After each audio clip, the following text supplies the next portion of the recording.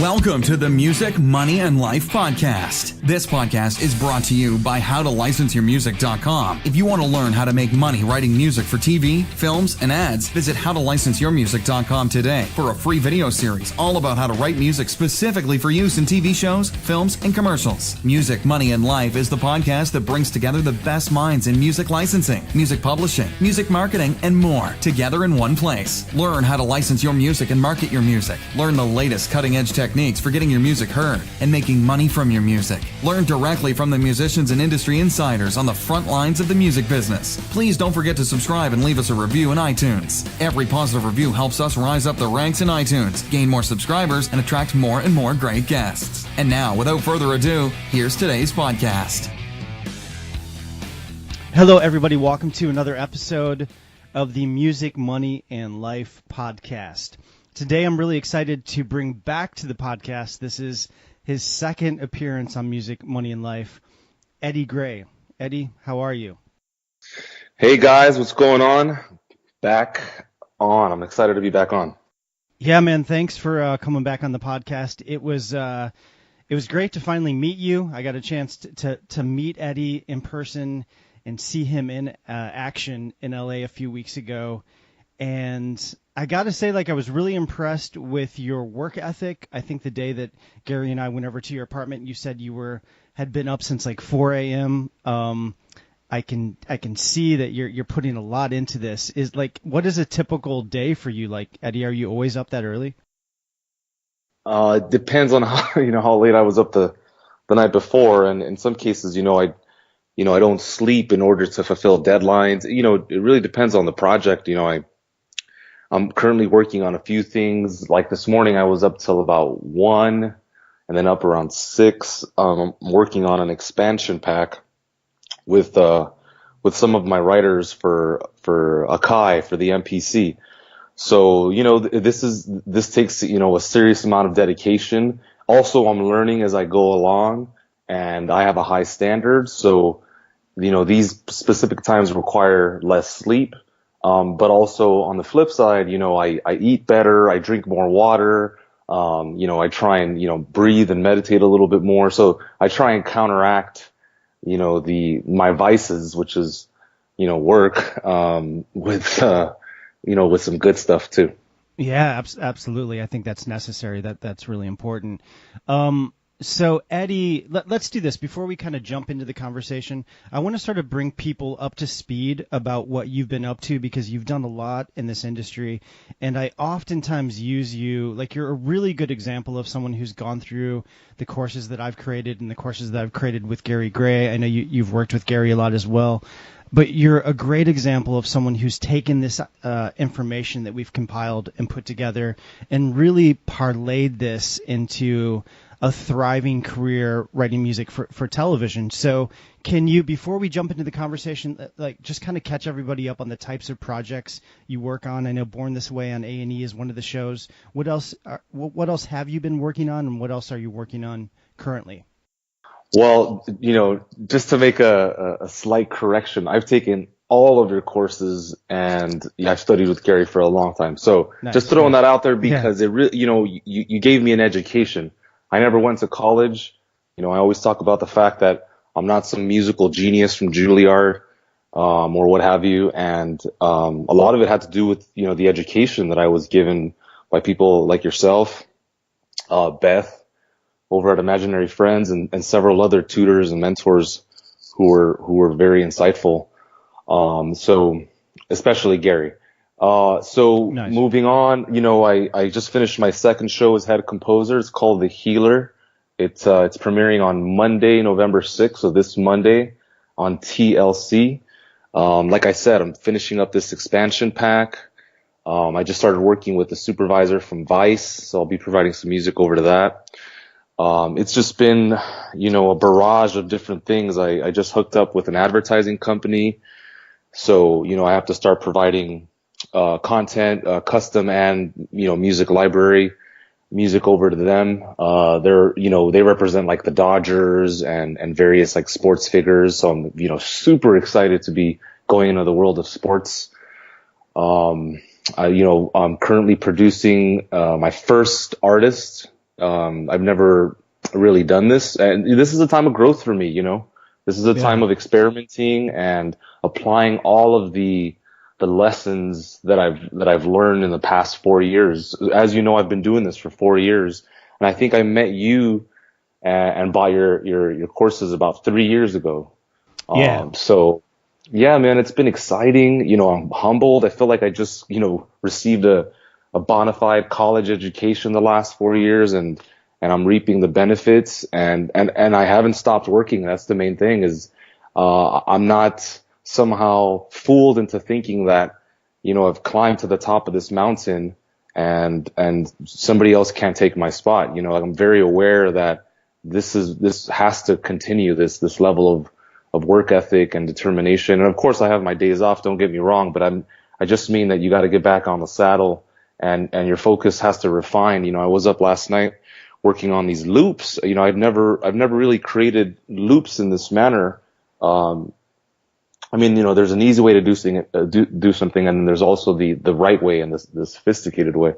And so I was up last night, and every inch of my body just wanted to like put on something on Netflix while I was creating my loops, because I wanted a distraction, because it was hard, and this is like the third day in a row that I haven't slept, for a full, 7-8 hours. And so, what I'm trying to say is that sometimes, it's hard, and you have to just keep moving and keep advancing. And especially, as you progress in your career, the demands, increase, the attention to detail, increases as well. And you have to perform day in and day out. And I just want to, tell all the listeners that, you're going to be tested. I can't tell you how many years I spent doing metadata for various companies.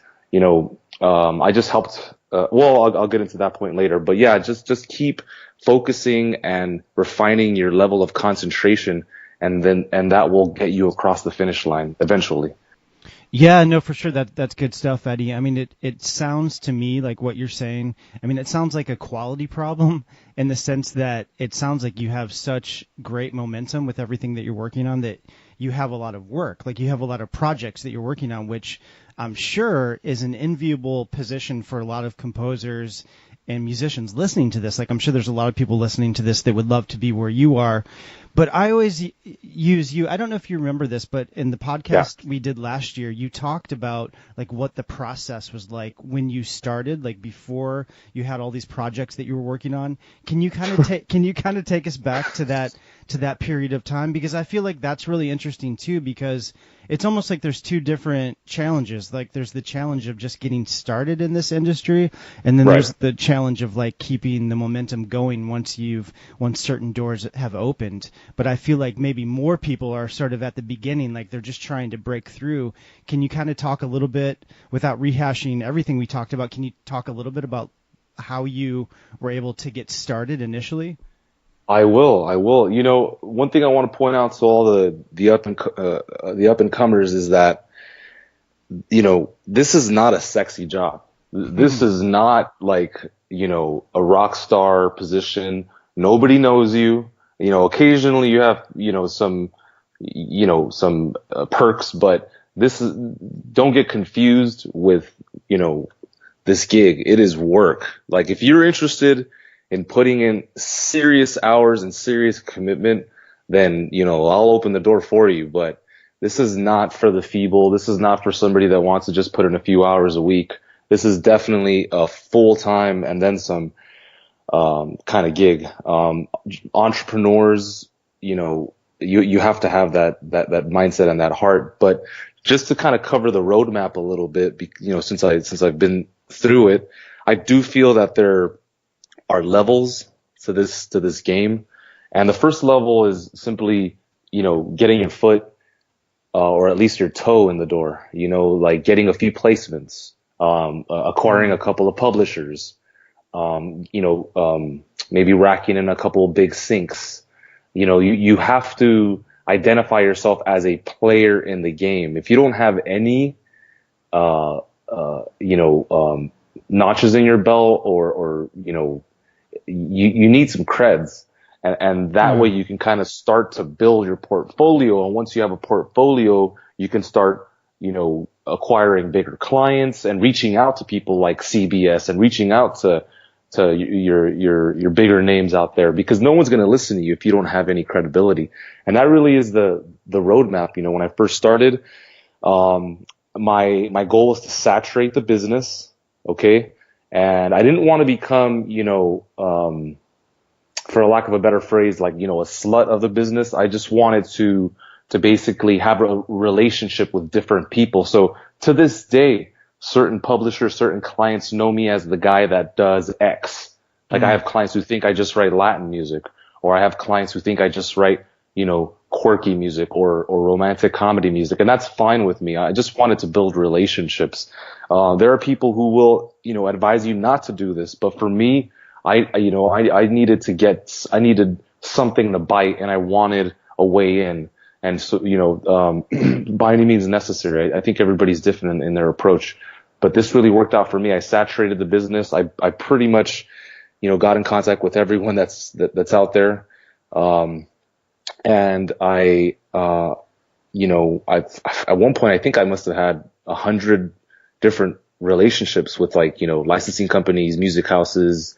And then I was doing various gigs and calls for various people, Mm-hmm. And then once you start, raising up your music production, which that's the other part of it, right? I mean, it's not just the music business, it's also the product that you're providing. And if these two worlds don't find themselves and grow, continuously together, then it's going to fall apart. Because if you acquire bigger clients, such as A&E or what have you, and the music is not up to par, then you're going to fall. But if your music's really good and you have no contacts, well, then what's the use of that anyway, right? Interesting. So would you say in the beginning, did most of your, the initial placements, were they through music libraries? What were the first? Absolutely. Yeah. Absolutely. Yeah. I mean, I like I said, I saturated the market, and I focused my energy on what was working. So if one of the companies was giving me a lot of work and I was getting a lot of placements, then I would stick, to my guns and work with them. If I saw a small yield for, a lot of energy and a lot of effort, then I would just, I would take off. The one kind of clause that, everybody should know is that it takes anywhere between 9, 12, 16 months to really know if something is working. So it's a long haul. It's a marathon. Yeah. So when you start, pitching your music, you're going to have to think about this in terms of the next year, not the next 3 months, because this is not at all about instant gratification. Right. I mean, far from it, right? I mean, you have to wait such a long time. I mean, I've waited as much as 2 years to get placements on Dance Moms and various shows that I was servicing for quite some time. But yeah, I think, just to be clear, you've got your lower level libraries who are just going to give you back end royalties, and maybe every once in a while kind of throw you a bone.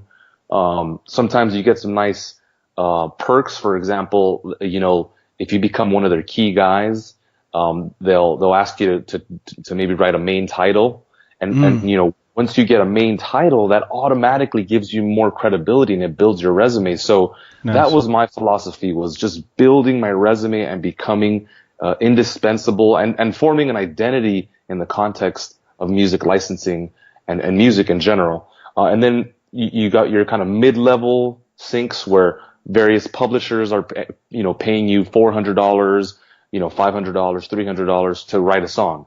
Okay. And then sometimes you have publishers, they might pay you a little less, but you're writing an album. So 10 songs or, $200 or what have you. So all of a sudden you've graduated from lower level income, free, back end royalty kind of, work to, being a little bit more, in demand because your music is good and also your conduct is good. You're professional. You meet your deadlines. And then finally, as you climb, the ladder, you get into the higher echelon, which is high level syncs, $1,000, $2,000, big contracts, in the 5 figures, And then I'm sure as you get up along there, it gets a lot higher. But, so I just wanted to make that clear because a lot of people, they're not sure how they're going to get paid. And there is a system and there is a, I should really write a book about this at some point, but, if there's any ghostwriters out there, reach out to me. But basically, there are tiers to it, and you have to build your resume, and alongside that, you have to build the quality of your music production. And when those two things match, then and only then will you be a success. Yeah, no, absolutely. And I should point out, by the way, I think I forgot to mention this at the beginning of the podcast, but Eddie and I are actually working on a course together all about how to do what Eddie does, which is writes music specifically, like for the most part, you write music for television, right? For different shows. I know you've done theme songs, but it's mainly TV composition. Yeah, that's my bread and butter. I've been able to parlay that because of my name and my brand. And reputation into other things. For example, this Sunday I'm filming a music video, and I was able to do that because of my name. And it's a nice payday, and it's also something new and something challenging. And I'm also building my network in the process. But yeah, and also just also throwing this in the mix. I also wrote with a collaborator, Dario Forzato, I wrote the main title for my show, and that's on episodes 2 through 6. So check that out because that was a major accomplishment. And for what's the name of the show? It's my show. No, it's called The Healer. The Healer. Yeah, for my show that's premiering this Monday on TLC, right? That's it. Yeah. No, cool. Well, I mean, I think you brought up something really interesting, Eddie, which is, like you said, this is not necessarily a glamorous business. And there's a lot of work that goes into this, and you've obviously worked really hard over the last 4 years. But what I really admire and respect about you is that you've created a very viable career for yourself. I mean, we talked a couple weeks ago. I don't know if I'm at liberty to say how much money you're making, or if you want me to say, I'll leave that up to you. But you told me more or less how you're doing it, and you're doing really, really well. And the way I look at it is, yeah, maybe this isn't as glamorous as being a traveling, touring rock star or something like that, but you're making music for a living. So I think, that's no small task. And to make a good living like you're making it, Eddie, is an even harder task. So hats off to you for getting to where you've arrived at, over the last 4 years. Thank you. Yeah, I often feel that a lot of people are confused about their journey with music, and they get kind of brainwashed into thinking that they want to be pop stars, rock stars, and power to you if you want to, and I encourage you to. But when I first, harnessed my relationship with music, it was because I loved it. It had nothing to do with fame or anything like that. I would sit at a synthesizer, at my uncle's house or at my house, and I would just aimlessly play, and something would happen to my being and my cells. And so I encourage all the people out there to remember why you fell in love with music in the first place. Before you saw, people on TV, or before you saw, I guess YouTube would be the thing now, right? And as far as the income goes, it's, very easily 6-figure income. And when I first started, obviously it was less than that. And it can go up dramatically. I know some people out there making $200,000, $300,000 just on music licensing alone, but also that's all they do. I mean, they put in a lot of time, and this is after years and years. Specifically, somebody I know who is a no-namer in the business, but he essentially writes for a lot of music libraries, and he's developed his own brand, and he's dependable. He made, I think, $250,000 last year. Yeah. Wow. So yeah, I give him a lot of credit because he's a true team player. He doesn't need the shine. Like, he's okay with just kind of riding the music. And so yeah, a lot of credit to those people, but build your brand, build yourself, build your identity, let people know who you are. And I do want to point out one thing. I just want to point out that, I've noticed a lot of sharks and pariahs in the business, and people that are willing to kind of stab you in the back or to use you. And it's one thing to use somebody, you know, in a general manner, like if you hire somebody, but it's quite another to abuse people. And do not do that. Do not be that person, because ultimately, it will fail. You know, you might get across the first gate, but at some point it's short lived. You have to be genuinely interested in people. You have to genuinely care about people and the product that you're servicing. So just wanted to throw it out there, because I really feel that one of the reasons I've been able to move along here, is because it's a people business, number one. Yeah. It has nothing to do with the music. It's about people liking you and liking your presence. And then after that, liking your product and what you're putting out there. Yeah, that's good advice. So do you work primarily with people in person, or is a lot of this via email? Like, how are you kind of interacting with people on a regular basis? A lot of it is, you know, Skype, phone calls, in person. Everybody's moving like a million miles an hour, so it seems like it's mostly phone calls and emails. But you know, I try and meet with supervisors like once a week or twice a week. I take them out to lunch. You know, I'm very tactful about making sure I develop the relationship. You know, I'm married, so I'm no longer, you know, wooing any girls or anything like that. But I put my energy into taking care of the people in my life that take care of me. And it's, you know, it could be a small thing. You drop a gift off, you know, like on Christmas, you know, I make sure I give the supervisors and the publishers that, you know, have helped me out, you know, a little something, even if it's an Amazon card for $20 or what have you. Yeah. You know, it's just it's about caring, and it's a gesture. So yeah, it's all the small things, as they say. Do you have any idea, Eddie, how many people, like, now that you've been working in this industry for 4 years, you've reached this place where you're making a pretty comfortable income from doing this. Do you have any idea, like, nationwide? Let's talk about just the U.S. Alone. Do you have any idea how many people make a living from licensing? Do you have like You know what? I don't. I can easily say that the people that I work with, only a handful do. Yeah. You know, I have a couple friends, a couple writers that work, you know, for my company, that they play gigs, they work in licensing, and they have students, and that's what they do for a living. Yeah. You know, so everybody's a little bit different. It also depends on how long you've been doing it, because the business does, and royalties do, kind of aggregate and mount up, you know. So if you've been writing tracks for certain libraries that you know are credible and are going to pitch your music and are going to take care of you for 8 years, well, you know that your royalty checks are going to reflect that. Yeah, consistently.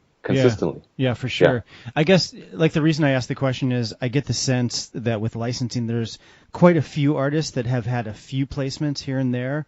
Yeah. But I feel like it's a much, much smaller group of writers that are able to do this full time and make a living from it. So I'm just wondering, do you have sort of any idea what holds? Because I feel like there's a lot of writers that say they would like to make a living from licensing. I mean, a lot of my clients, that's probably the typical person that comes to me, Eddie, is someone that's maybe a little bit older. Maybe they've toured in the past, but they don't really want to do that anymore. They have a family. Maybe they're married like you are. So they like this idea of being able to crank out music in their home studio and make a living licensing it, but very few of them do. What do you think separates the people that don't from those who do? Honestly, and I wish this wasn't the answer, but you know, it really comes down to, you know, on Wednesday night when you should be writing, you go hang out with, you know, these friends, and then on Thursday night, instead of writing, you're watching football, and then on Friday night, oh, it's Friday, so I got to take a break, you know, and this starts to kind of add up. I'll tell you, I know a good amount of people that are certainly doing well, writing albums for all sorts of publishers and non-exclusive libraries, exclusive libraries, and they're in a good place, but they clock in and they clock out. You know what I mean? Mm-hmm. Every day. And they may take a day off, but you know, once the day off is over, right back to it. I mean, without a hiccup, you know? Yeah. So just work ethic. Honestly, I wish there was a magic pill, and to be honest, I'm in some ways relieved, because at first when I was trying to make it, I thought, well, how am I going to make it? Because I really don't know anything about music production. All I know how to do is sing and play guitar. And, that didn't go so well for me. So what am I going to do? And once I discovered that nobody else was going to put in the time that I was going to put in, I mean, very few, because there are people out there, but once it came into my head that all I had to do was just apply myself consistently, and then, all the limitations would dissolve, and I would be able to thrive eventually. Right. Here I am talking to you 3 years later after buying your leads. I mean, and there's only one reason, because I just kept going. Yeah. Because there was a moment when where I almost quit. Yeah. And had I quit, well, then we wouldn't be having this conversation. Yeah. So yeah, consistency and perseverance. Yeah, no, I mean, it's so cliche, but it's so true. Someone that I bring up on this podcast a lot, and people are probably tired of me dropping this person's name, but it is Gary Vaynerchuk. Have you checked out his stuff, Eddie? Oh man, he's great. Yeah, he's great. But the thing is, like, sometimes when I listen to his advice, it's so obvious and so sort of like there's nothing like brilliant about it. He's like, someone asked him, he's like, how do you get the courage and the strength to keep going when you fail? And he's like, well, what's the alternative? Like what else are you going to do? Like, you either keep going and eventually you figure it out, or you give up and you don't. Like, there's not much middle ground. Well, you think about, deathbed literature, not to get too metaphysical as I like to, but, no one is thinking about, the time they spent watching Netflix or, Luke Cage or whatever, no, that's not important. I get that it's fun. I get that it's new. The brain, loves new things, but ultimately what people remember, connection, family, friends, their purpose, what they did, how they spent their time. And to me, my purpose is number one, So I make a lot of sacrifices, and I'm not saying that I don't have fun, but also this is fun, like I'm making an expansion pack. That's insane to me, from a guy that, didn't have anything. And so I want to encourage others, if they just are willing to focus, it comes back to just concentrating, and believing in yourself, when I lay down at night, last night I was in bed at 1:30. I was thinking, I believe in myself, I love myself enough. I care about my life enough to do what I love to do. Yeah. And it's a very simple concept, do you love your life enough to do what it is you say you truly want to do? And even if you don't believe in yourself, because trust me, there are times where I didn't believe in myself, and also where I just doubt the path, what I'm doing. Am I doing it right? You have these moments, but at the end of the day, it's not about the doubt. It's about, loving and caring enough to keep going and getting over the obstacle, or getting under the obstacle, or going through the obstacle, figure out how to move past it. Yeah. No, that's interesting. I mean, I do feel like the work-life balance, like I feel like that is an important issue, and I can totally relate to why people have that urge to watch Netflix or hang out with their friends.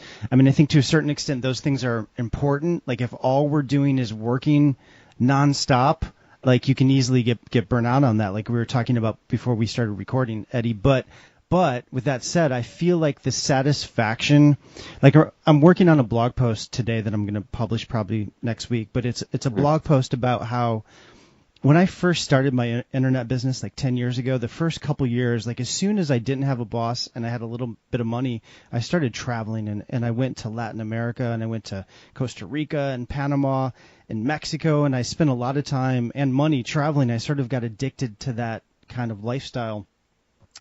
And eventually I had to stop doing that, because I realized, like, there's just no way I'm going to achieve a lot of my goals if I'm not established in one place, right? I can't backpack around the world forever. But like kind of the point of the blog post is that on a day-to-day basis, maybe it's not quite as exhilarating the way I'm living now, but there's this kind of long-term satisfaction that comes with accomplishing goals that I think in the end is more satisfying, but it just takes longer to get there. Can you relate to that at all? Yeah. I don't want to go off on a tangent, but there's a great audio book called The Subtle Art of Not Giving an F. Mark Manson. I've heard of that. Yeah. And this gentleman traveled the world just like yourself. And, you know, he would enjoy, you know, womanizing, and he liked kind of, discovering all the flavors of the pool, if you will. Mm-hmm. And at some point he realized that he was actually limiting himself because of all the choices. Yeah. And we can also parlay this and look at DAWs and plugins and kind of look at the same thing. But the idea is he finally found someone that he wanted to commit to, and he found freedom and liberation within the context of monogamy and making a choice. Yeah. And going back to, you know, choosing your career, you know, like this is what I want to do. Instead of just traveling the world and just kind of, being spastic. And there is a time and a place for that as well. You know, I'm also, I'm also growing as a man, and I'm no longer interested in the things that I was interested in as a boy. So also, if you're young and you still have that in you, you should get it out and you should explore. And maybe this isn't the time for licensing, or you could just dabble in it, right? Get a couple placements and then, but this is really a full-time thing. I just want to be clear about it because I don't want anybody thinking that they're going to make a $40,000-$50,000 licensing sync fee on a song, in a few months. I mean, and that could happen. I mean, I'm not, if you're really lucky. But let's be clear that it's really a numbers game, and you have to network and meet a lot of people, and your music quality has to be high. Yeah, no, for sure. And I think like in your case, I know you've told me the story before that kind of similar to my story. You started out with aspirations of wanting to be a rock star, and you had different goals related to music in the music business. And in the end, like you said, you've chosen something that maybe isn't as glamorous, but you're actually doing it, as opposed to a lot of musicians that aspire to be something their whole lives, and they never actually just settle on something and do it. So I think in that sense, what you've done is really remarkable because you've chosen a path and you're doing it. So I think that's amazing. Thank you, man. Yeah, I love music. I'm so stoked. And I get to learn and earn money as I go, like in a lot of ways, I'm still learning so much, and I have the privilege, and I understand that it's a privilege, and I take the responsibility very seriously. To learn, and if you love music production, if you love audio and editing, there are possibilities out there. I just bought Melodyne, so I could learn how to tune vocals because I know, and I already tune vocals with, my Logic software, but this software truly is powerful, because I know a lot of people that have work simply because they're very good at Melodyne. And so I'm always trying to think of what's coming next and how can I advance my career, because if you want more in your life, more capital, better things, more opportunities, you have to be more, and you have to kind of force yourself to stretch and learn more. Every day I'm reading books on Logic Pro because I want to be, an international teacher. And there are a lot of books out there on Logic, by the way, which is one of the reasons why I stick to it. Yeah. So yeah, this idea of like continuously growing and advancing, like if you don't know very much right now, the first thing you need to learn is how to EQ something. I would spend all my waking days at this point just EQing. And once you kind of wrap your head around it, right, you don't have to be a master, then you could move into compression. Okay. Here's another skill, another tool, another form of ammunition that I could develop. And then you just go down the line and you start putting two and two together. Okay, well now I know how to use a compressor. I know how to sidechain. So how about I learn how to bit crush, and what is a bit crusher, and do some research. And you just have to build a massive, database of information and tools and tricks and tactics and workarounds, Yeah, no, absolutely. And yeah, like I said, Eddie and I are in the process of putting together a really comprehensive course about how to write music for television, how to compose cues, instrumental cues, and music specifically for television.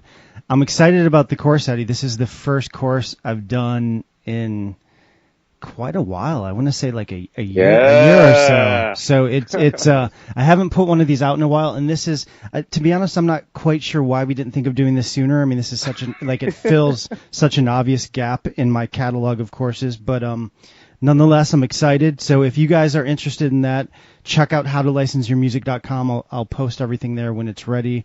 I'll also probably mention it on a future episode of this podcast. But Eddie, I think this is a good point to stop. Do you have any sort of last words of wisdom or advice for people out there listening to this? Yeah, I'm really pumped up. I'm really excited. I'm so grateful that I get to be this guy for a lot of people, because I wish when I first started that I had somebody that I could look up to and follow. And I try and be as generous as possible with everybody that emails me. I also now have a lot of students that I'm coaching so I could help them take their careers to the next level. I also have students that I teach Logic to. And this is one of the reasons I wanted to create the course with you, is because, the demand started growing, and I thought if I'm able to package this, I could show people how to do this in a faster way, because that's really what it's all about, is how can I touch as many people. I didn't know that I was going to have a passion for this until I discovered that, there's a guy out there or a girl that is, sitting in their kitchen counter, just like I was when I was about to quit. And I'm thinking about, can I help them live their dreams, and can I help them move forward in some way, and there's plenty of opportunities. There's no reason whatsoever why they can't get a working job somewhere, and it may not be exactly what they want, because I'm not gonna, profess, false dreams. But if you want something, it's out there. So I'm just so excited. The course is coming along very well. And again, thank you so much. I'm truly grateful to be, just to have you as a mentor, as a friend. So thank you. Yeah, likewise. I'm super stoked for the course. I think it's going to be awesome. Let's close the podcast. Do you have something recent that you're working on that we can play at the end of the podcast? Do you have a new composition or something that we can share with everybody? If you go on my SoundCloud, I have the best of Born This Way season 2 and 3. We can share that.